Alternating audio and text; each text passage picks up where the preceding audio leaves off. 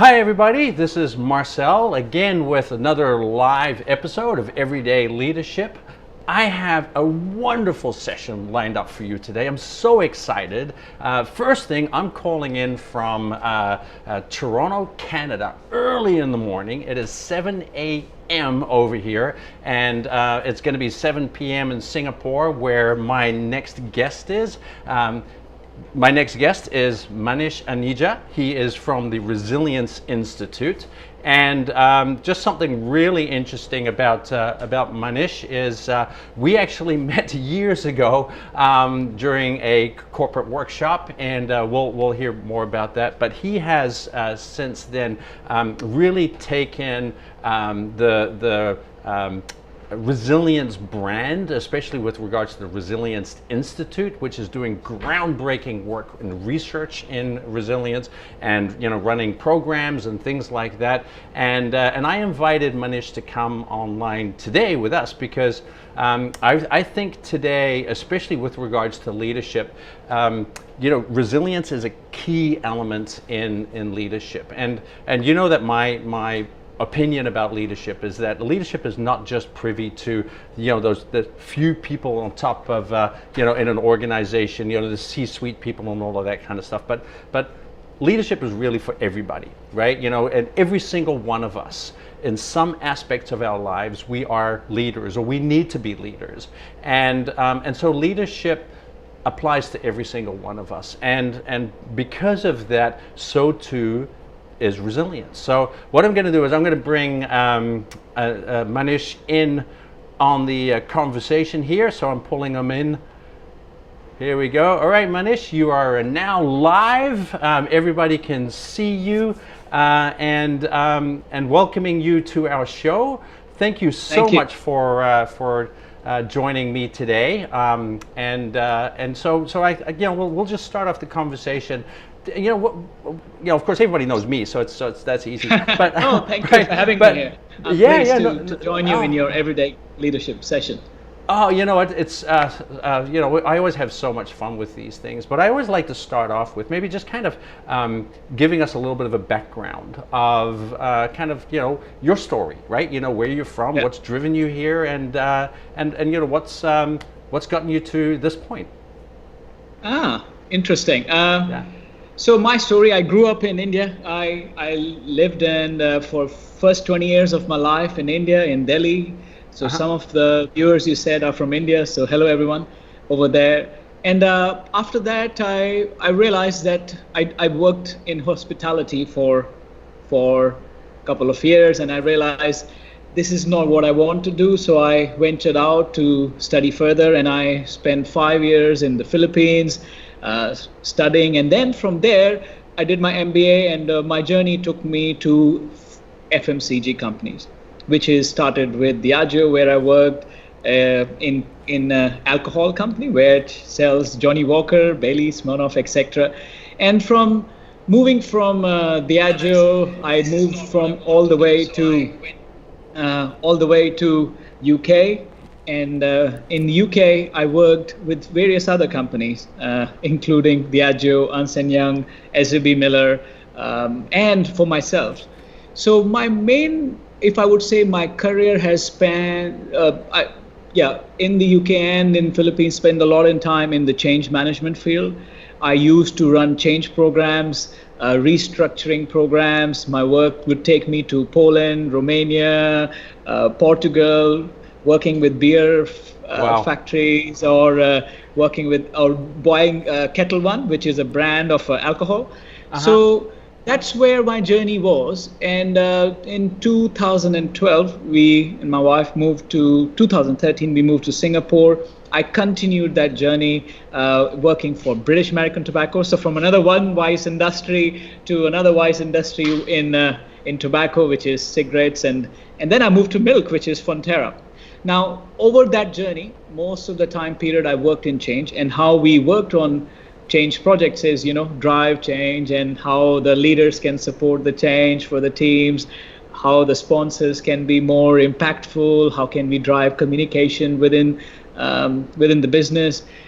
And I realized that first, my my curiosity was that it's not working for a few reasons. One, I was not fully aligned to that philosophy that you keep driving change and come with some messages, and people are struggling because one project finishes and one person is dealing with 5 or 6 projects and they have hundreds of things to handle. So what I realize is it's not actually the change management that people need to focus on. It's not only the way they drive the messages, the way they connect, or the way they communicate, or the way they manage their process changes is also very much dependent, what I call, is the capacity of the people. Mm-hmm. Now, in change management, when we talk about readiness of change, one of the key factor is how is the capacity of my people. And what I realize is in the same change project, Marcel, you would know that one person would thrive, would be doing really well, mm-hmm. moving from one change to the other. They'd be the first person to come as an SME, subject mm-hmm. matter experts for the project, and some companies will struggle. So what I found, that took me to a lens to move from change management field to focus on people. Mm-hmm. And how to help people to bring their capacity to a higher level so that regardless of changes, they can manage it. Yeah. And that in Fonterra, I got introduced to Resilience Institute, and then the journey went on. So last 3 years I've been with them, and I really enjoy what I'm doing. Mm-hmm. And I think we can talk a lot on how change management versus developing resilience is different. But I think these fields will merge soon. Somehow. The funny thing is, I've been doing this for 10 years now, right? And 10 years ago, right, when I was doing my master's in neuroscience and leadership, of course, a lot of leaderships change, right? Like, nobody needs to be led to do things the same, right? Exactly. Usually leadership is change, right? And I remember, because I don't come from a corporate background, right? I was a personal trainer before this, so you can imagine, me being, doing my master's and as a personal trainer in a leadership type, kind of environment with CEOs and of course executive coaches and all of these kind of people. And the funny thing was as everybody was talking back then, because 10 years ago was just after the big crash in 2008, and everybody was talking about, how, change, right? How do we manage change? And that was my first question with regards to capacity, right? It's if people don't have the capacity to apply themselves, if they're exhausted, if they're if they're poorly nourished, if they're stressed out, if they're not sleeping, they're all of these kind of things, how can their brains have the capacity to rewire themselves to be able to do things differently, right? It just absolutely, you're just spot on. Yeah, and I was like, this doesn't make sense. And then if you look at like all of the kind of the change management models, right? There's very little conversation around, hey, let's measure and let's make sure that our people are actually ready to change, right? So there doesn't seem to be an appreciation of readiness. And we know from coaching, right? Is that, you can't coach somebody who's not ready to be coached. Right, so and if somebody's not ready, they're not ready. So there seems to be this whole rush, right, of like change needs to have this kind of end point, right, where it's like listen, this is where we want to be with change. This is what we want to achieve out of this change, and it's such an unrealistic thing to do because change is constant, right? It's like gravity, right? How much gravity do you really want, right? It's not going to work that way. Here is, Marcel, you hit the. It's like leaders we want to go to this destination. Let's say in Singapore, I'm in Bukit Timah and I want to go to, and that's my destination. And how do we get there? But nobody knows that in their car, do they have the fuel or not? Change management is, do we have the passengers? But do the passengers, do they have the fuel in the car, or do they want to go in the journey? So it's not there. And even if you look at the change readiness tools, it's all talk about have you spoken to, have you been spoken to, have, and even engagement mindset, models. right? There's a lot of mindset stuff, like what your opinions and, doing surveys and like, do you want to do it, right? All of that kind of stuff, but not necessarily from a kind of a hardwired, kind of, especially for, of course, in my field, looking at it from a neuroscience perspective, right? The brain needs energy to be able to change. And where's that energy going to come from, right? So just at a biological level, that change management conversation doesn't work if we're not looking out for those kind of things. Yeah, and so for me early on, I kind of came to this realization that if you're looking at performance, right, an organizational performance, it's a multi-layer kind of thing, right? It's like a ladder, and at the foundation of that ladder, right, is not performance or skill, right? It's simply your wellness, right? How you're taking care of yourself, because that's going to build the energy in your brain, and once and when you have that, that's when your resilience levels go up, right? So right, and then once your resilience levels go up, that improves your motivation, and when your motivation becomes better, right, you become a kind of a more positive source of energy within your surroundings and your organization. I like to call them energy donors versus energy vampires, right? Nice. And if you want to be an energy donor, a positive energy donor, you need to have that resilience, because otherwise you're not going to be able to motivate and inspire people, and therefore you're not going to be able to apply yourself with skills, and therefore also with greater performance, right? So so absolutely. So when I've known about the Resilience Institute for a few years now, right? Of course from Sven Hansen's work and things like that, and some great research.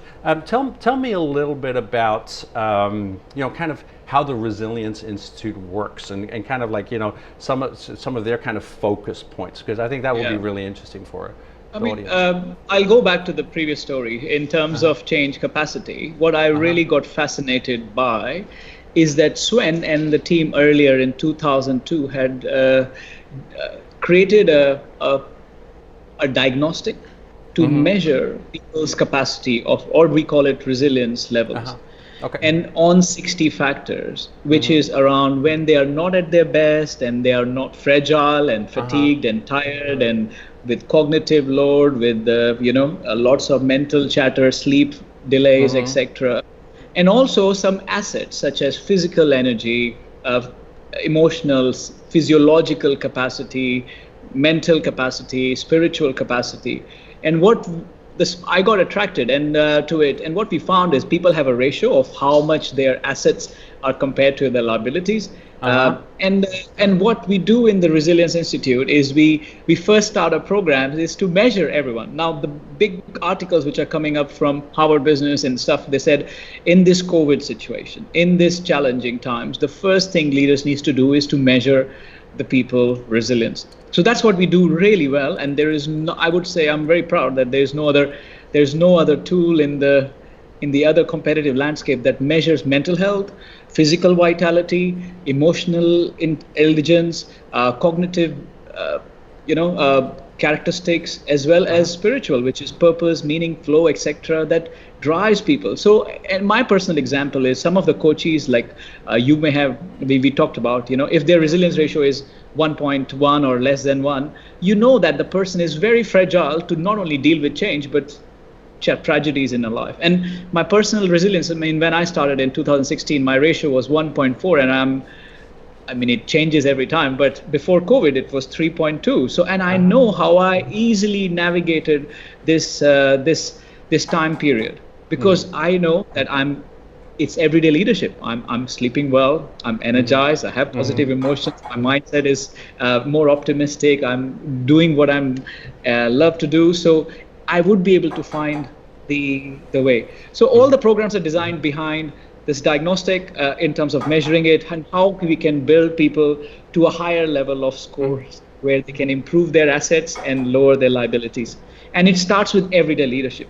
because that's a great title. Because what we found is that nobody can come and say, we can come to our session today and say, you want to build resilience, let's do it, and you get inspired by a talk and nothing will change, because it happens on every single day with 5 minutes practices, 2 minutes practices, having a glass of water, sleeping at the time ritual, having those 5 push-ups, going for a walk, smiling in a webinar, or whatever that is. All these minute rituals are the key. And when people come and realize, and you talked about neuroscience quite a bit, so would love to get your perspective in so much research the researchers have done on smile, on terms of positive emotion, on terms of posture, on terms of greens, on terms of walk, on terms of walking in the bare feet in the grass, on diaphragmatic breathing, on various practices. If I can think of 300 practices, I can list at least 100 now, and I'm sure you can do. But how many do it?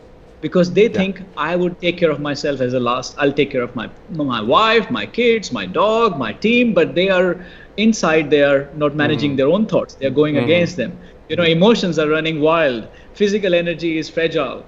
So that's what I think. And I would love to get your perspective on what do you think of the small rituals and neuroscience practices that you would encroach on. Oh, absolutely. You know what really, just from listening to this, and of course I talk to so many other people too. Is we all seem to be saying the same thing, right? And we're we're not reading from the same playbook. Right? It's like your experience has been very different from my experience, right? I come from the personal training industry, right? So it's but what's really interesting is that, with all the reading and the exposure that we've had to clients and all of that kind of stuff, doing this for many years, we've all kind of come to this same idea that, hey, listen, if you don't take care of yourself first, you don't have the capacity to take care of others, including your business, right? And it seems to be kind of this reverberating theme, but how many people really do that, right? And I think one of the reasons is because self-care is not sexy, right? I think in today's world, delay it. Yeah, exactly, right? I think in today's world still, the idea of sacrificing yourself for something that is greater than you are, right, is, for the brain, is a lot more novel and is a lot more sexy than saying, I'm going to take care of myself, right? I'm going to go for a run, or I'm going to go to bed early, right? That's just not sexy. And the unfortunate thing is, from a neuroscience perspective, is that we are all emotional beings, right? We're all emotionally driven. And so it's that emotional part, that limbic brain, right? That emotional brain that dictates a lot of our decisions. We like to believe that we're rational beings, but in reality, we're actually very emotional beings. And so we are driven by a lot of these emotions. And the unfortunate thing is that emotional brain has no concept of time.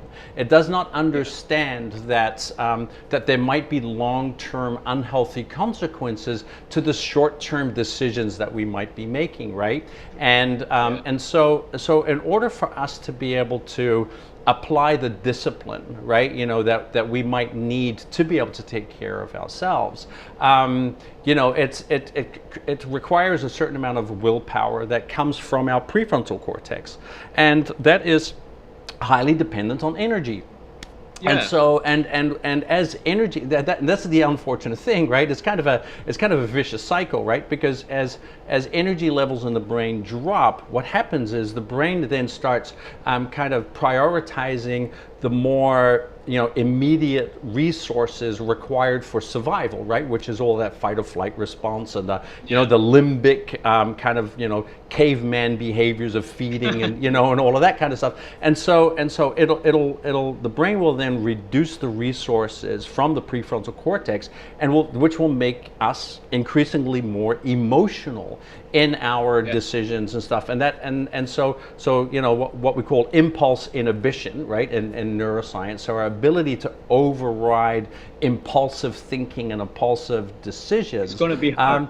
becomes harder. That's why you know, people, for example, coming from that personal training industry, I always use, you know, weight loss as an example, right? You know, the person who's like, you know, every day tells themselves, oh man, I'm going to go on a diet and I'm going to take care of myself, you know, and they have a long day of work and it's been really stressful. You know, they've had to kind of, you know, resist themselves from losing their temper and choke holding their boss, you know, 5 times in a day. By the time they get home and the kids are running around and they're going crazy and there's like, you know, and you know, they're just so exhausted that when they open the fridge and there's a choice between carrot sticks and chocolate cake, their brain is going, screw the carrot sticks, I'm going for the chocolate cake, right? You know, and at that moment in time, because their survival radars are on, and they are looking for, you know, when adding to your story, when they go to the fridge and look for the chocolate, because the fear response, which is fear of missing out, is so high that I want to get this chocolate, because even if it's in the fridge tomorrow, your brain's saying it's going to disappear. Better take it now. That's right. Exactly. And that too is exactly. Limbic brain is active more than your PFC, as you mentioned. Yeah, exactly. From an energy perspective, you know, the prefrontal cortex has enough energy to light a light bulb, right? Which is quite a lot of energy. But the limbic system is like a nuclear power plant compared to that, right? Yeah. You know, so it's kind of an, you know, it's at an unfair advantage. So yeah, and I think that's one of the reasons why it's so challenging for so many people, right? Yeah. You know. Yeah. And want to add in here, because a few days back I ran a session on rituals and habits, and what I wanted to add here, the one we really focus on practices, is because a PFC, prefrontal cortex, is very high consuming powerhouse, right? It runs on a huge amount of glucose, it runs on a huge amount of energy. So when you have set rituals and certain practices, that becomes automatic in the nervous system. It takes less energy. So practices, the 4 minutes of practices of your meditation or smile, if it becomes like brushing your teeth, it becomes you. And the one example we were talking about is, let's say there are 2 jars. One jar is your personality, your everyday leadership with bad behaviors, and there's a small jar which has not much coins inside. Now, when you start to build rituals, it starts to get the momentum and takes you to the space where you can build leadership much easily in a stressful situation where you can stay calm. You're not impulsive. So the power of rituals and practices, and I totally agree, even if fitness perspective, you cannot, I mean, what our learning over Resilience Institute, 20 years, physical is a game changer. You cannot undermine the power of your physical rituals. Yogis, for 2000 years, why they're using yoga is not for becoming the best person, because yoga is a place to reach emotional stability, mental coherence, as well as spiritual enlightenment. Your Buddha picture right behind you talks about it very clearly. But now we are talking about neuroscience. We are talking about in resilience. So if anybody wants to change and build resilience, my biggest practice would be take more breaks, go on time to sleep, and eat well. I think that would be a good starting point. Oh, I totally agree, and especially, of course, in you know, this period, right? In that COVID, you know, period where we're dealing with, you know, so much uncertainty, right? You know, we know that uncertainty is a major stressor for the brain, and when people, you know, are kind of in these very uncertain times, it could potentially, you know, kind of gravitate towards making more impulsive type decisions, and, you know, kind of based around, you know, a really good example, and I'm not dissing the United States by any means, but there's a lot of you know, news around, you know, people who you know, when in the United States many states went in lockdown, right? A lot of people kind of revolted because they were saying, listen, my livelihood, right? I'm gonna starve because I can't work, which is an absolute valid emotional response. But the truth is, of course, what they're not really responding to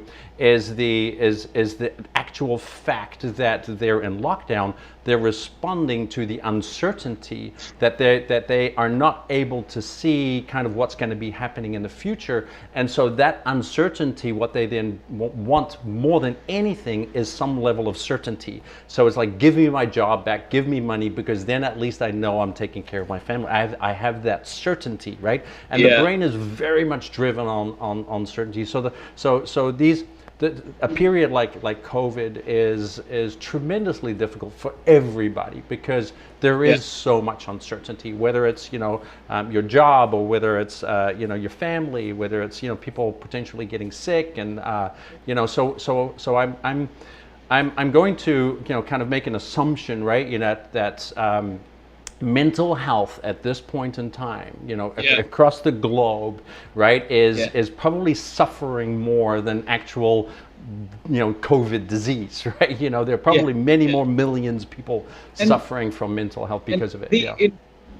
The interesting thing is, with the COVID, people's attention has gone more outwards, and more and more consumption of media, more and more consumption of news, more and more consumption of what people are doing, what's happening in the countries, the statistics, and less awareness of themselves, and self-awareness is a route to resilience. Now, if I am always triggered, always focused on what's going outside, I have very minimal time to go inwards.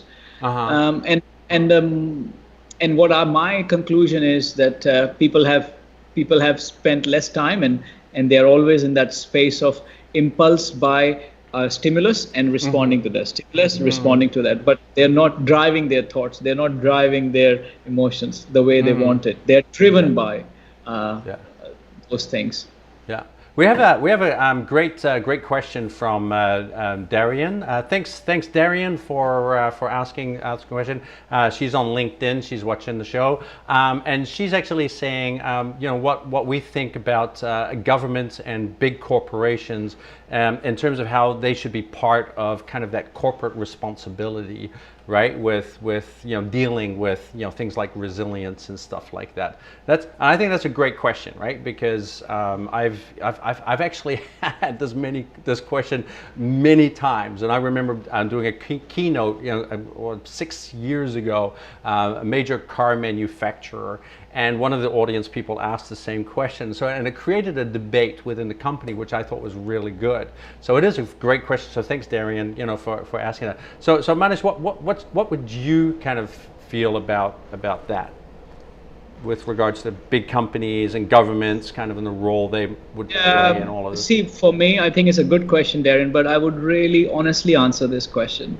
I have started to give less opinions on things which are not of my parameters. And what I realized, it has made my life much simpler, especially with COVID. I realize I can't change the government. I can give some perspective, but it'll be a mental excitement for a certain time period. It is not taking me anywhere. So I really don't have the right answer. If I would be in government, if I would be dealing with it, I would have some perspective. Even same for organization. I can talk about organization because I can work closely with it. So from my perspective, what organizations start to do is to stay ahead of the curve, and staying ahead of the curve means to predict what those 3-4 years later organization employees will be looking for. So currently they are already about purpose. Purpose is a starting point of spiritual energy. That means my employee who are coming to work for me have a desire of connecting to a bigger self. Meaning I need to explore that spiritual element a little higher for them to connect. Now, I don't know what that would look like for each organization. Some could open mindfulness centers. Some could be conscious companies that we work with, like Danone and all, AXA, they have, but some others haven't. The other thing which companies should do, definitely, the last area of our resilience, and the foundational is physical. Now, physical has always been thought of as an additional area. My suggestion is, if they want an ROI or want to talk about it, tying up with insurance companies, tying up with fitness trackers, tying up about their daily rituals, giving them incentives for fitness. I think there is a huge benefit there. Yeah. Mental and emotional areas, I think it's a little harder to catch, but I really would see companies becoming more purposeful Mm-hmm. to drive purposeful changes, to be less spending money or unconscious things, driving conscious behaviors, and focusing really on the health. Yeah. Starting people come to the office, have a yoga session going on, letting people to close their eyes in the afternoon with for a power nap. Mm-hmm. Allowing some benches like Google has done to where people can relax. These are the Mm-hmm. starting journey. Yeah. Emotional, mental people on their own journey. So that's what Yeah. organization. Exactly. And I think what you're saying, right, is that that governments and companies need to be able to give people the opportunity, right? To because if the opportunity is there, then it's up to the individual on whether or not they're actually going to do something about it, right? And a great conversation I had with an HR guy, many years ago. He kind of said it. He said that performance is in the realm of the organization, but things like health and mental health and stuff is really in the realm of the individual, right? So they can only go so far with regards to kind of trying to inspire and motivate people. You can't tell a person they have to be healthier, right? So they kind of there's that ethical bridge that kind of needs to be overstepped, right? Or it can't be overstepped, right?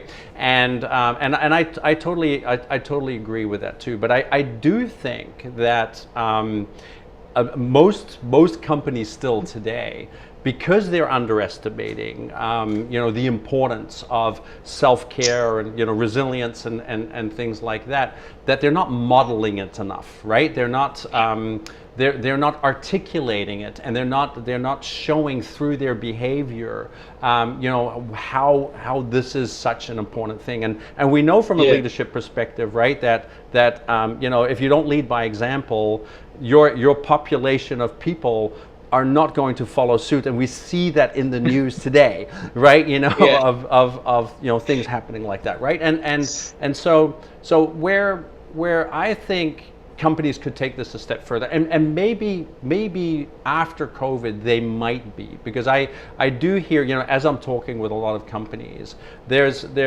one big lesson I think that a lot of corporations have learned from this whole COVID period, is that a corporation is nothing more than its people.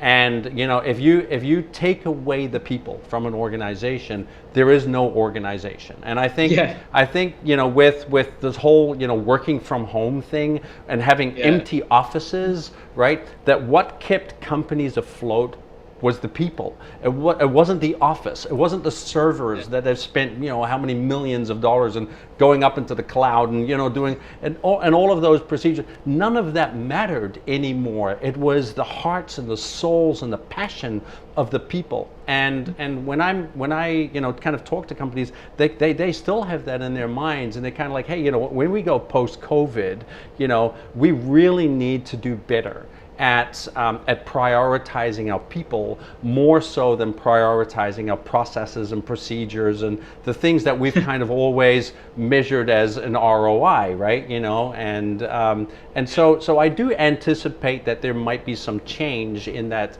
post-COVID world, permitting, right? Yeah, that they lead by example, right? And you took a very good point here in terms of how they lead and people focus here.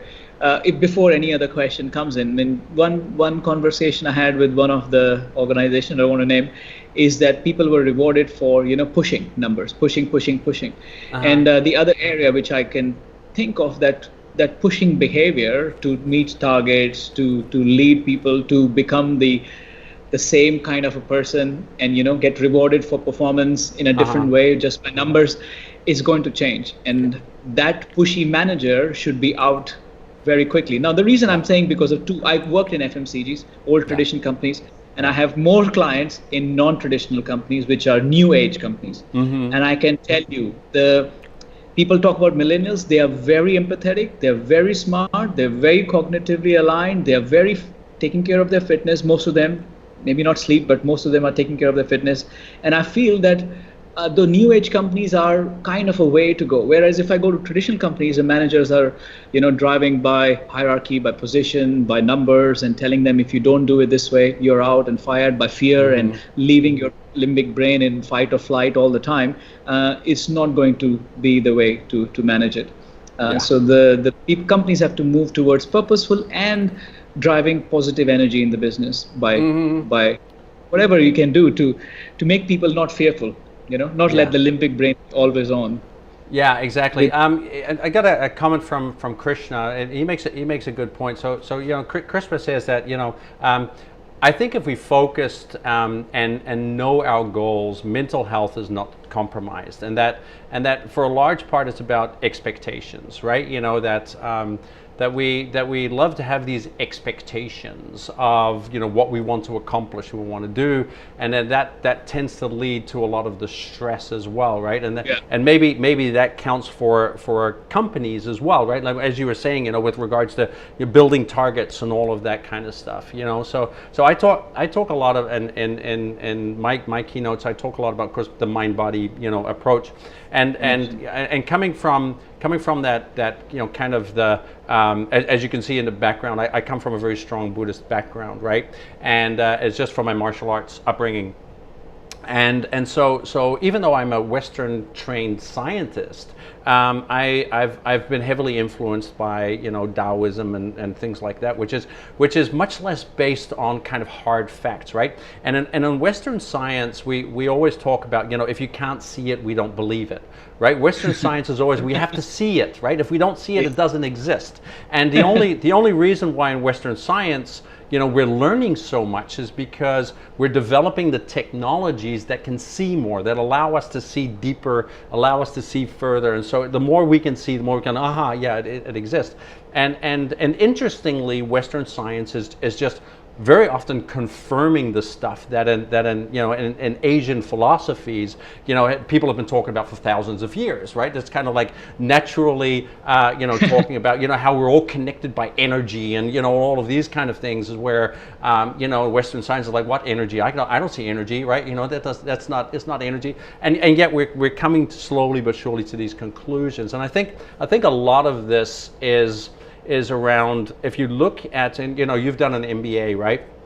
And if you look at, for example, in the way that we train our kind of managers, right? And we look at business procedures and ways of building businesses. We use a very Western approach, and even Asian companies, right? They use a very Western approach. It's all very heavily data driven, right? Yeah. If there's no data, it doesn't exist, right? There has to be data. It has to be quantifiable. It has to be measurable, because otherwise, if we can't measure it, we don't want it, right? And I think one thing that we're kind of learning, right, is that there are also intangible values. There are these intangibles that we kind of inherently know that are true, and even though we might not be able to measure them, it doesn't mean they're less important.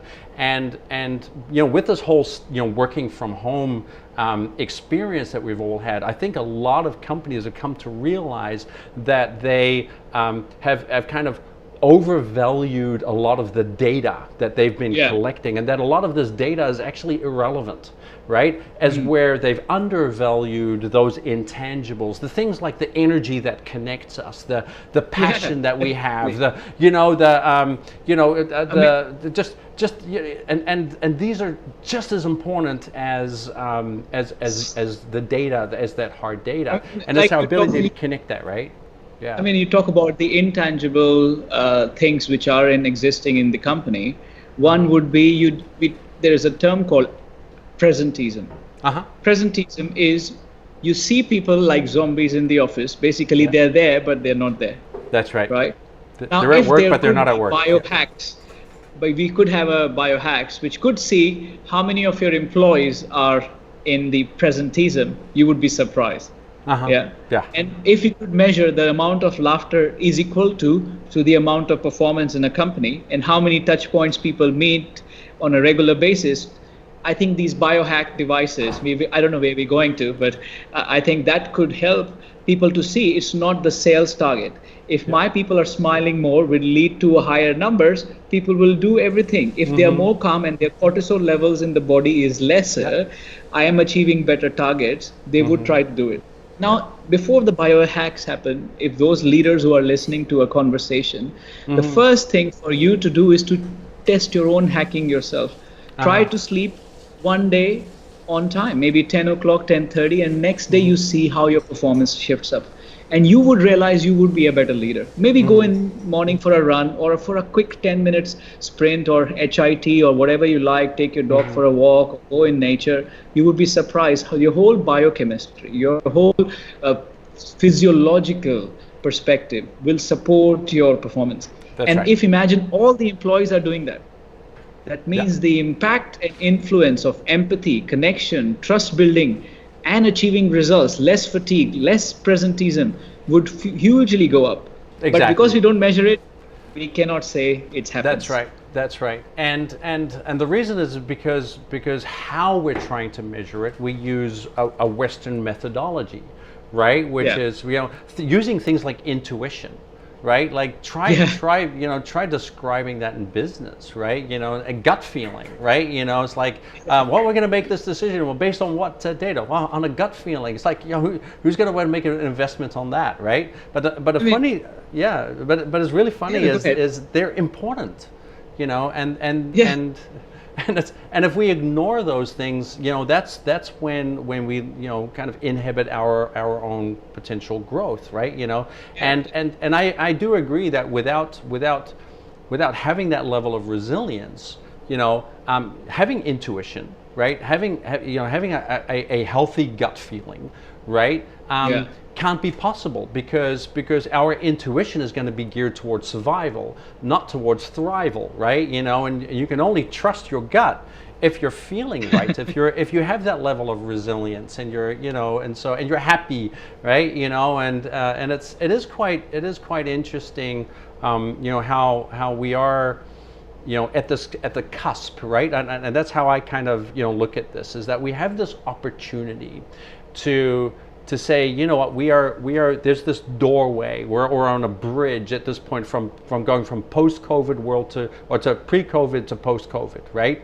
And that companies now should be having a conversation. And if you're running a company and you're not having this conversation, you're running behind, right? Is the conversation should be, what version of ourselves as an organization do we want to be post-COVID? Right, and do we want to hold on to the things that we believed were the right way of doing things, right? Prior to COVID, or are we going to take these learning lessons, these valuable learning lessons about how it's the energy of the people, it's their passions, it's their connectedness, it's all of that kind of stuff, right? It's their resilience that has enabled them to get through this whole COVID thing. It is not business strategy. It is not business vision. Your vision is screwed. It's out the window. It doesn't exist anymore because COVID took that away. Guess what you're left over with? Some really good people, and there's a big chance that you were just lucky that you had really good people, right? And if you were lucky enough to have really good people, learn from that and say, hey, how can we be even luckier? What else can we do to really kind of make sure that our people stay that way? And once we go into this post-COVID world, what can we do to even strengthen that even more? And I think there will be companies that have the courage to do that, right? Who can say, hey, let's explore wider. Let's take this learning experience and let's expand ourselves, kind of intellectually, emotionally, spiritually. Let's expand ourselves and see what we can get out of it. And I dare to bet you that those companies that do that are going to start skyrocketing. I really agree with you that those companies who will take the step forward will definitely be ahead. Marcel, for example, you said that the vision, the strategy is out of the picture. I would definitely agree with that. What's really left, if you have to measure something, I would suggest you measure the amount of people focus in one task. That would tell how performing people are. If you can't do intuition, as Marcel was saying, maybe just say, how many of us set intentions before meeting? Yeah. Because that can drive your performance. We talk about mental imagery in mental, not health, but mental fitness, and we talk about visualization. All those factors are going to play a huge role in resilient organizations. How much time you do reflection after the meeting? Do you just run after from one meeting to the other, or you do 45 minutes and you have 15 minutes of ritual for reflection? I can tell you, if you want to thrive, if you are an employee and you want to thrive in the next time, take some time for reflection every day. It can game change your performance. Exactly. And I think these small things will matter. That's why absolutely. I agree with that, and I also think that as I talk about quality over quantity, right? And the unfortunate thing, of course, is very often when we're looking at human performance and stuff, we have a tendency to want to quantify everything. So we look at quantity, we don't look at quality, right? Because that's much more difficult to gauge. But also from an amount of working time per day. I think we've all learned through COVID that we actually don't need as many working hours in a day to get the right amount of work done, right? That it really is about quality time that you have, and if companies can kind of say, hey, listen, we're going to stop saying, hey, you know what, you have to work 12 hours a day, or 8 to 10, or whatever it is, and just start saying, work when you feel at your best, and when you don't feel at your best, work at feeling at your best, right? At do things that make you feel better, and then when you feel good, go back to work, right? And that's a great idea. I love it. Yeah. Work when you feel at your best. I love that tag. That's right. Yeah. And it's really interesting because when people are at their best, or they can even just internally assess when they don't feel at their best, right? Because I think that's important, and the way and that's why I talk about that whole mind-body experience, because it's about doing a self-check, right? And using your body, as a parameter. Do I feel tired? Do I feel hungry? Do I feel, what is my? Do I feel tension? Do I feel stress? Whatever that it is that's going on in the body, we can make sure that we feel at our best, that we feel good, right, before we start a task, before we actually go do something, and that it should be okay to say, you know what, I'm not going to start on that right now because I don't feel right, I don't feel good. I need 10 minutes, I need 15 minutes to get myself there first. Wow, beautiful. Right? Yeah, and I think that's the company of the future, right? Is a company that encourages that, right? Rather than just kind of saying, well, I don't care if you don't feel well. You still, these are the deadlines. This is what needs to be met, and this is all, and I think that's what Krishna was kind of talking about, expectations, right? Because people have to then kind of, meet these deadlines and expectations and all of that kind of stuff, and that's when their sense of self-control starts to disappear, right? And when they don't feel like they're in control, it raises uncertainty levels, which then of course raises stress, and that's therefore decreases our resilience, and and it's just not very helpful at all, right? So I'm actually really excited about the future prospects of organizational development and organizations, and it'll be really interesting to see which companies actually learn from this and which choose not to, right? Because there'll be some of those too, right? That just can't do anything but hold on to the old ways of doing things, and and that will make it, again, another great case study, right? Yeah. So it's any other questions come up? Let's see. Have a look. No, not right now. So I can actually just let me see. I'll just type in here, say. As you're typing, I would say, Krishna, one more thing. If you have to manage, I really like the point Marcel said about being at your best as a leader. And one thing I learned is not to take pragmatic decisions or actions when we are not at our best. So 7 p.m. when I'm already tired and I have gone for a run and maybe not rested after the run or cycling, I don't even reply to emails, because I know my emotions at that time is a bit of fatigued and tired, and so we have to have our own boundaries so that when we are at the best, we reply in much pragmatic way with the right emotional, and the language will show up. You know, the time when your friend has sent you a WhatsApp and he's not at his best, just by looking at the text, you know he was not at his best, right? Yeah. So I think we can do a favor for ourselves to find a resilience. To, as Marcel said, we call it as the same thing what you say, Marcel, we call it biological insight, to have a biological insight on yourself, on how is my body feeling.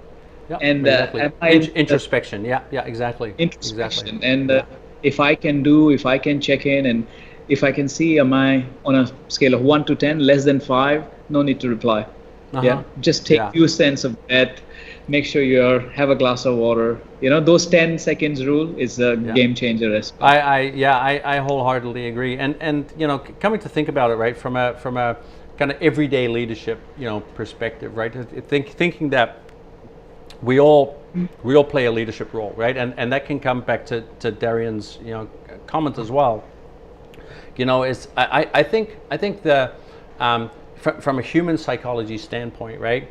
If you look at the three primary motives that all living beings on this planet share the same, you know, three motives, right? The first one is to consume and conserve as much energy as possible, right? That every animal on this planet shares that motive. The second one is to avoid pain and discomfort.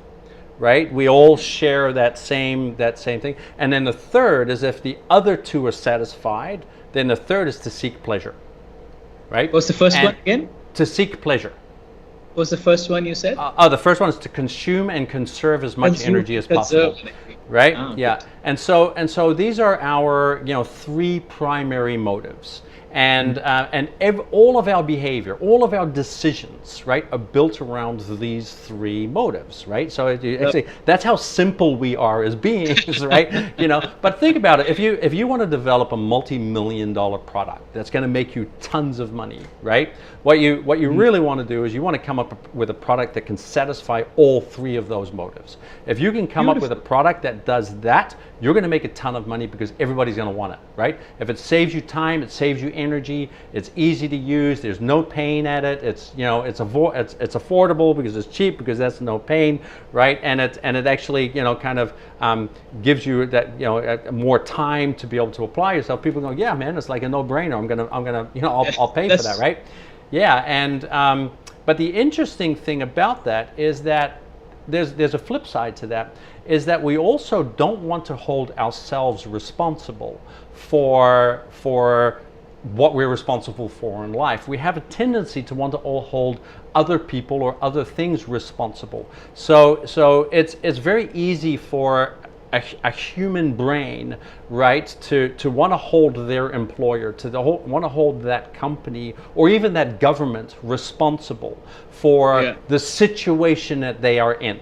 Right, you know, it's like, so it's like, oh, it's you guys' fault. You know, you're not taking good care of us, or, you know, or any of that kind of stuff. But in truth, though, is that's also partly on us, right? And that's, you know, we need to take some form of responsibility about how you know, how you know, we're dealing with the situation and how we are adapting, and to be able to say, you know, what role do I play in this, right? You know, and if I'm not happy with the way the organization, for example, the decisions that they're making, or in this case even the government, do something about it, right? Stand up, speak up.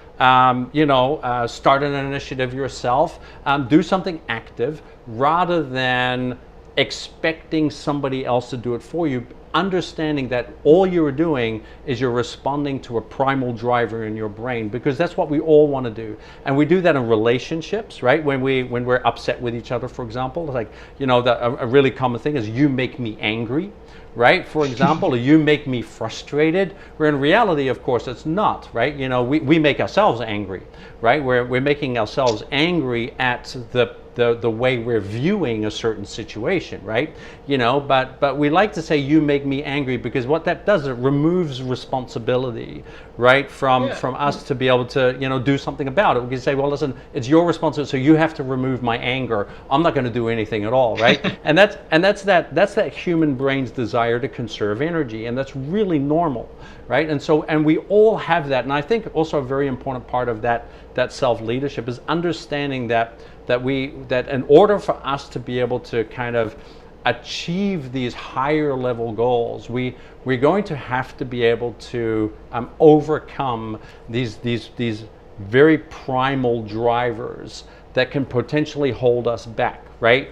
And naturally having that awareness, as you mentioned so rightfully earlier, about just always having that self-awareness, that self-check with yourself, in terms of kind of saying, hey, listen, am I really looking at this rationally? Can I really kind of be, or am I just being a slave of those three kind of primary motives, right? And can I apply myself differently, right? Just wanted to add on the small point on responsibility. And you said we park responsibility to others. Sometimes we park responsibility away by saying, blaming ourselves, and then it's parked somewhere else.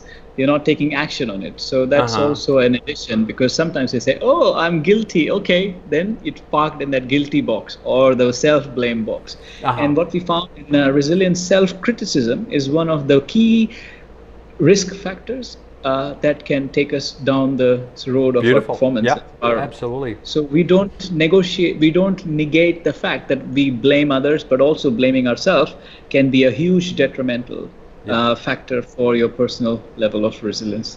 Yeah, and especially I think with high performers, right? I see that so much in my coaching is. People who live in kind of high performance environments, they tend to be very critical of themselves. Yeah, right. That's the main thing. Yeah. Yeah, and there seems to be kind of like this. We always need to be critical, and I'm also wondering if that's kind of driven by society, but also the way a lot of companies work, right? Because companies are always, listen, I want you to be bitter. You have to be bitter. You have to be bitter, rather than you have to just be you, right? You have to be okay with being a human being. Right, and human beings are flawed animals, right? We're not designed to be perfect, right? We have a great capacity to be able to learn, right? But we're having this expectation, as Krishna kind of mentioned earlier, right? Kind of having that expectation on that things need to run a certain way or need to be, but rather having just that self-acceptance, and being able to, I agree, yeah. And most of the coaching also, I realize this area of self-acceptance and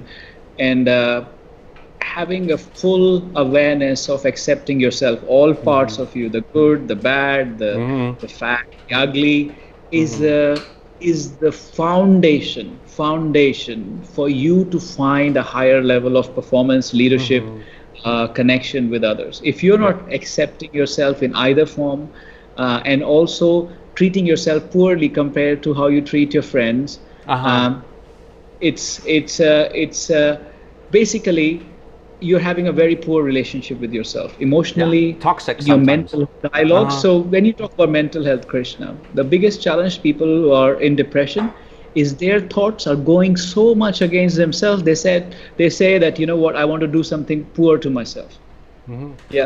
Because they become their biggest enemy themselves.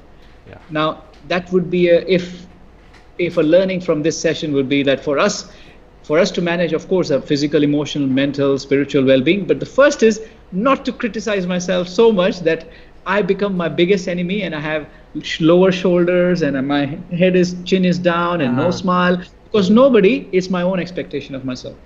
So I think that's a good summary to catch up on the question, which went on for a while. I know. Anything but hey, came up?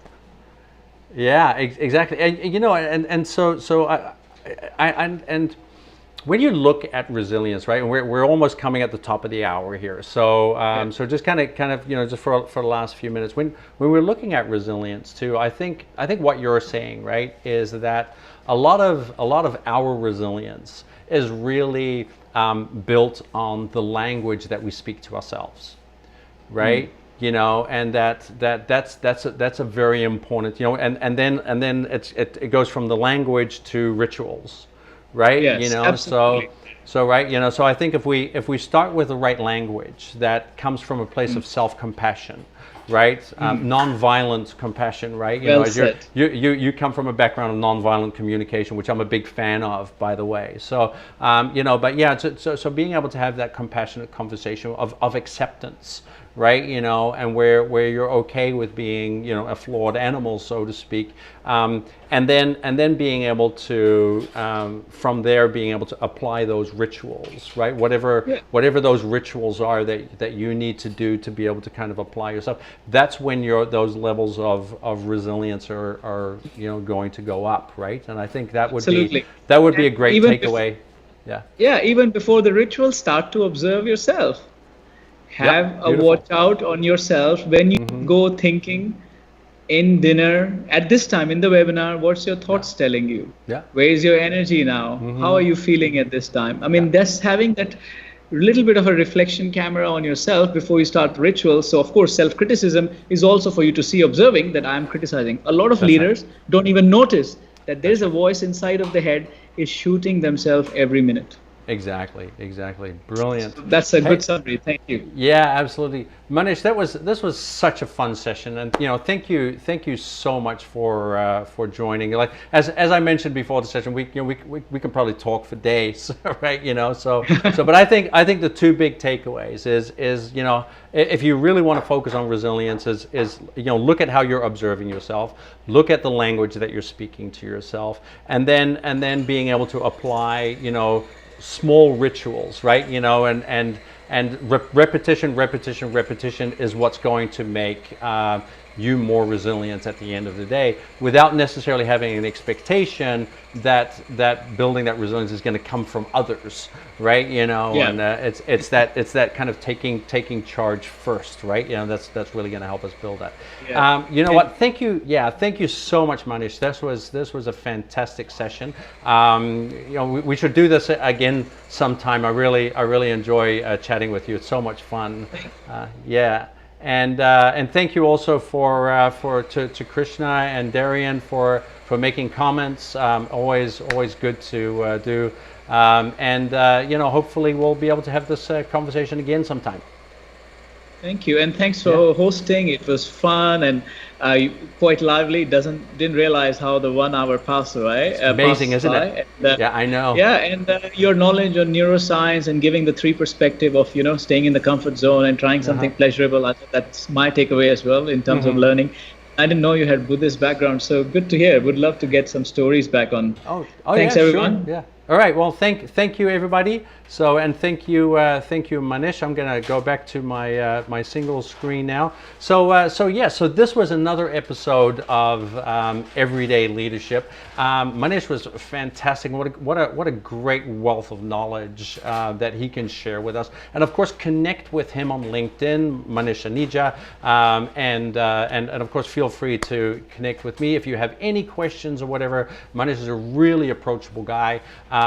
Just shoot him a question or whatever through LinkedIn or whatever social network that you like to be using, and he'll always be open to having a conversation with you about it and try to help you out just as much as for me as well. So I just want to thank you so much for watching today. Next week I have a amazing session lined up with Dr. Philip Mary, and Dr. Philip Mary has done groundbreaking research on synchronicity, and synchronicity is what connects all of us together, and that's what he did his PhD in, and I can't wait to have a great conversation with him.